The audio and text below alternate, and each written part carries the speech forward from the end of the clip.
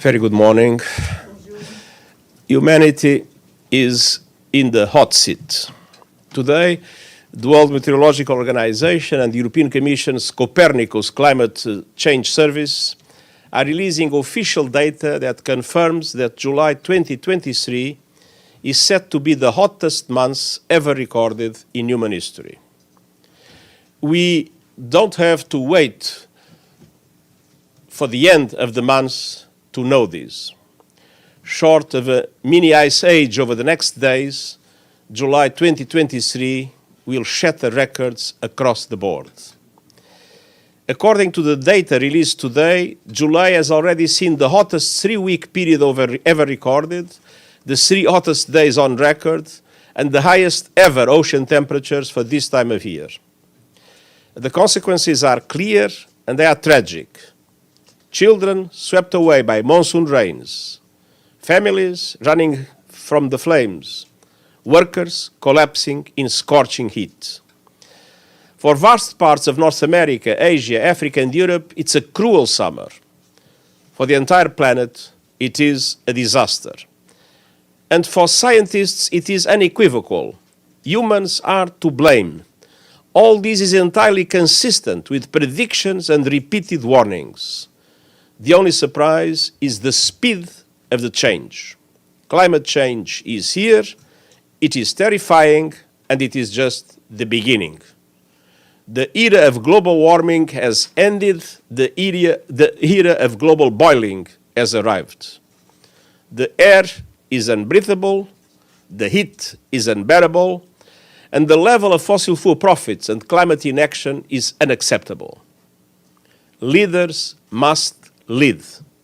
No more hesitancy, no more excuses, no more waiting for the others to move first. There is simply no more time for that. It is still possible to limit global temperature rise to 1.5 degrees Celsius and avoid the very worst of climate change, but only with dramatic, immediate climate action. We have seen some progress, a robust rollout of renewables, some positive steps from sectors such as shipping, but none of this is going far enough or fast enough. Accelerating temperatures demand accelerated action. We have several critical opportunities ahead: the Africa Climate Summit, the G20 Summit, the UN Climate Ambition Summit, COP28. But leaders, and particularly G20 countries responsible for 80% of global emissions, must step up for climate action and climate justice. What does that mean in practice? First, emissions. We need ambitious new national emissions reduction targets from G20 members. And we need all countries to take action in line with my Climate Solidarity Pact and Acceleration Agenda. Hitting fast forward so that developed countries commit to reach net zero emissions as close as possible to 2040, and the emerging economies as close as possible to 2050, with support from developed countries to do so.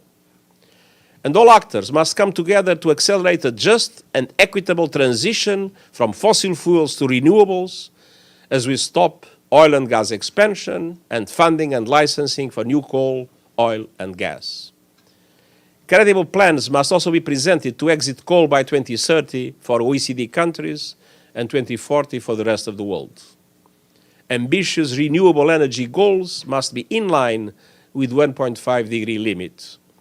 And we must reach net zero electricity by 2035 in developed countries and 2040 elsewhere as we work to bring affordable electricity to everyone on Earth.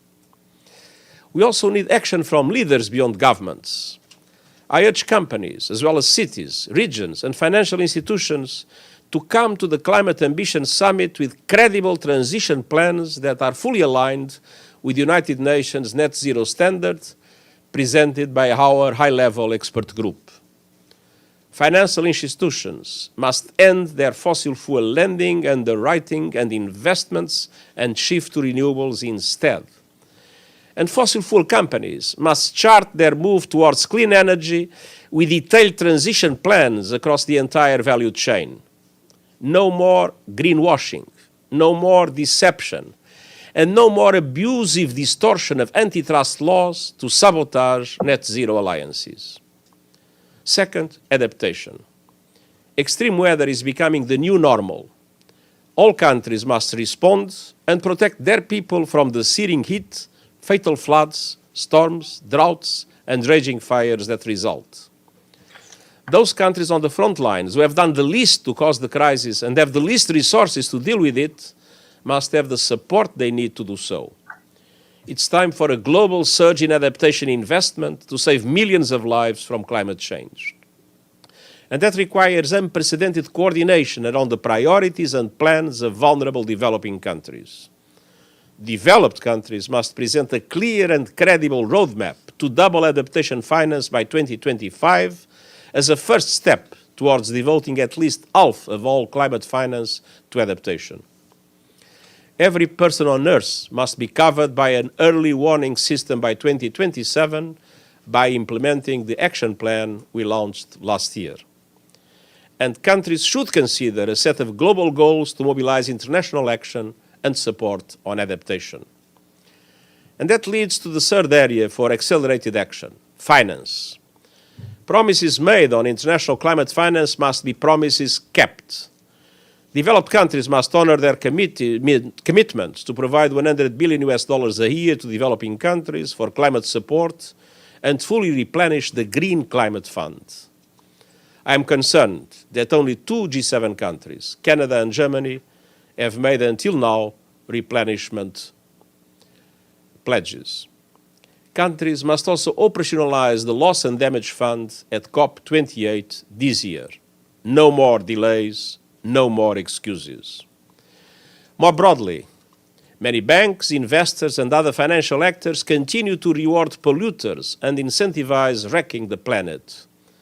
We need a course correction in the global financial system so that it supports accelerated climate action. That includes putting a price on carbon and pushing the multilateral development banks to overhaul their business models and approaches to risk. We need the multilateral development banks leveraging their funds to mobilize much more private finance at reasonable costs to developing countries and scaling up their funding to renewables, adaptation, and loss and damage. In all these areas, we need government, civil society, business, and others working in partnership to deliver. I look forward to welcoming first movers and doers on the acceleration agenda to New York for the Climate Ambition Summit in September, and to hearing how leaders will respond to the facts before us. This is the price of entry. The evidence is everywhere. Humanity has unleashed destruction. This must not inspire despair, but action. We can still stop the worst, but to do so, we must turn a year of burning heat into a year of burning ambition and accelerate climate action now. Enfin, permettez-moi. Allow me now to say a few words about the deeply worrying situation in Niger. Let's be clear. The United Nations strongly condemns the assault against the democratically elected government and supports the efforts of ECOWAS and the African Union to restore democracy. Yesterday, I spoke to President Bazoum to express our full solidarity to him. Now, I wish to speak directly to those detaining him. Release President Bazoum immediately and unconditionally. Stop obstructing the democratic governance of the country and respect the rule of law. We are seeing a disturbing trend in the Sahel region. Successive unconstitutional changes of government are having terrible effects on development and the lives of civilian populations. This is particularly glaring in countries already affected by conflict, violent extremism, and terrorism, as well as the devastating effects of climate change. The United Nations stands in solidarity with the democratically elected government and people of Niger. Thank you. We'll take some questions. Edie? Thank you very much, Mr. Secretary General. On behalf of the United Nations Correspondents Association, we are always delighted to see you in this room. A quick follow-up on what you just said about Niger. Do you know where President Bazoum is? You just asked for him to be freed and for the democratic government to be restored, but do you know, does anybody know where he is and how he is? And my question is about the Black Sea Grain Initiative. Can you tell us what actions you're taking and plan to take to try to revive the Black Sea Grain Initiative, and have you been in contact with the Russians? Thank you. Well, thank you very much. I spoke yesterday with President Bazoum. I don't know exactly where he is, but he was detained. He told me he was well, but he told me that the situation was very serious. And that is the reason why I made today a very strong appeal, not only for him to be immediately released, but not only that, for the democratic institutions to be reestablished. We have been in contact, of course, with our partners, namely in ECOWAS. Yesterday, a delegation of Nigeria visited Niger, and Nigeria is now the president of ECOWAS, and I believe that Nigeria and ECOWAS are doing everything possible in order to find a solution for this additional dramatic situation in Niger after everything that has happened in other countries of the region. Now, we will go on with all our contacts with all parties, Turkey, Ukraine, Russia, and other countries that are relevant from the point of view of the global markets, in order to reestablish the Black Sea grain, the Black Sea initiative. And we had also contacts with the Russian Federation. It is clear that when taking out of the market millions and millions of tons of grains, it is clear that, based on economic laws, that will lead to higher prices than the ones that would exist with the normal access of Ukrainian grains to international markets. And this increase of prices will be paid by everybody, everywhere, and namely by developing countries and by the vulnerable people in middle income and even developed countries. So it's not with a handful of donations to some countries that we correct this dramatic impact that affects everybody, everywhere. Ibtisam? Thank you. My name is Ibtisam Azim from Al Arabi Al Jadid newspaper. I have first quick follow-up on President Bazoum. Whether when you talked to him he had a message, or is there anyone from your office who is in contact with the people who are holding him hostage? And my question is on climate. We have been here before. You talked and warned a lot of times. The question is which measures and how you want to hold these countries accountable to deliver on their promises, and whether are you thinking about something, for example, like having a shame of list for countries who don't deliver on their promises. Thank you. Well, first of all, in relation to President Bazoum, he made today a very clear statement, and we can only underline that fact. There is nothing different that he has told to us. It was through one of the platforms that he made a very clear statement. There was no contact until now from our side with the responsible for this coup. We are, as I said, following closely and fully supporting the initiative of ECOWAS that is now, as you know, presided by Nigeria, and we hope that it will be successful. In relation to climate, I think we have a first line in the direction of what you said with the Climate Action Summit. It's not a climate summit for everybody to come. It's a climate summit for those that have a clear effort responding to the present climate emergency and that have concrete commitments to make to come. I'm not thinking about a list of name and shame. I'm thinking about, for the moment, the most important is concrete stimulus for countries to do what they need to do. Deji, then James.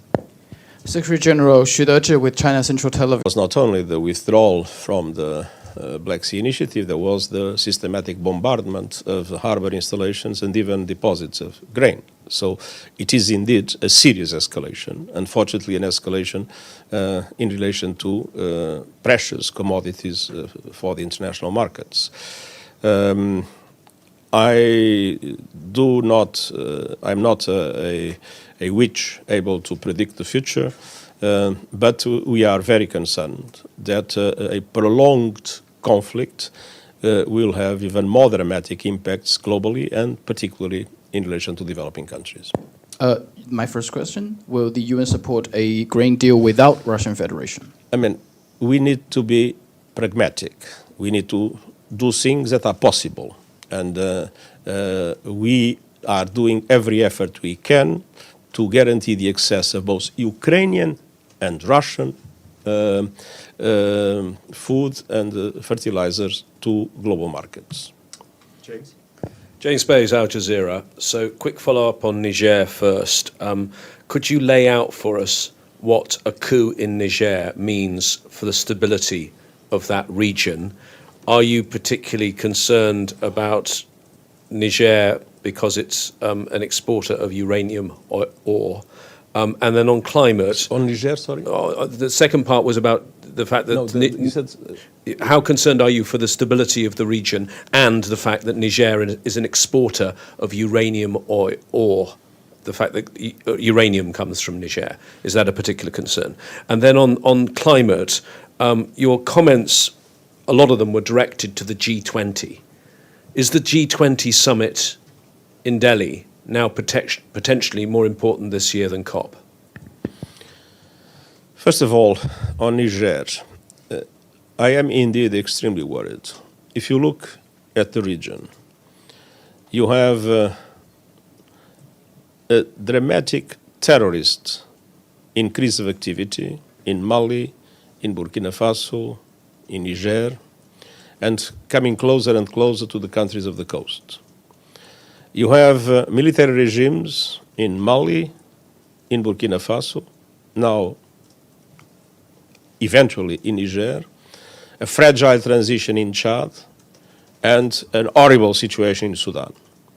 So we are witnessing that the whole belt south of the Sahara is becoming an extremely problematic area with terrible consequences for their populations and with terrible consequences for peace and stability in the African continent and further afield. So this is indeed another symptom, another, I would say, very dramatic event that only benefits the terrorist groups operating in the area that are becoming more and more dangerous everywhere.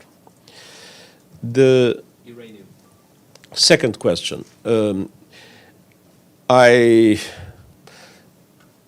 have the impression that all kinds of regimes all over the world are always very keen to making money with the resources they have.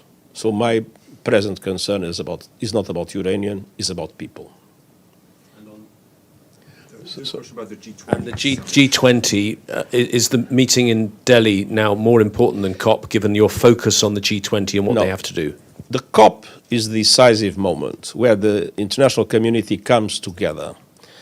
But the crucial problem to reduce emissions is to make sure that the big emitters reduce emissions. But small island developing states are victims of climate change. They are doing their best to reduce their emissions, but they are not the problem. The problem are developed countries and the emerging economies that meet in the G20. And so the G20 success is a basic precondition for the success of the COP, because nobody else can compensate if those members of the G20 do not seriously engage in a dramatic reduction of their emissions. Celia, and then we have to go. Can I ask my question in French? En France, oui, vas-y, vas-y. Oui. Yes, please go ahead. You spoke about destabilization in Africa for some time now, and since the G5 Sahel initiative, which was supposed to combat terrorism and jihadism. So what has happened, and what's happened? Where is the G5 Sahel force?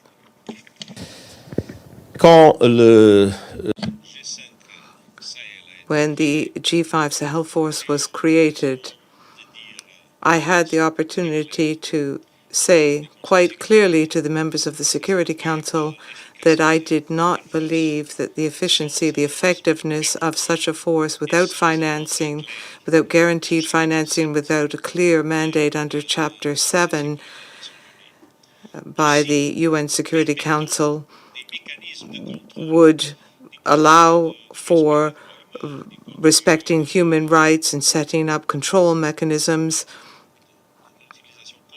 and the proper use of funding made available to such a force.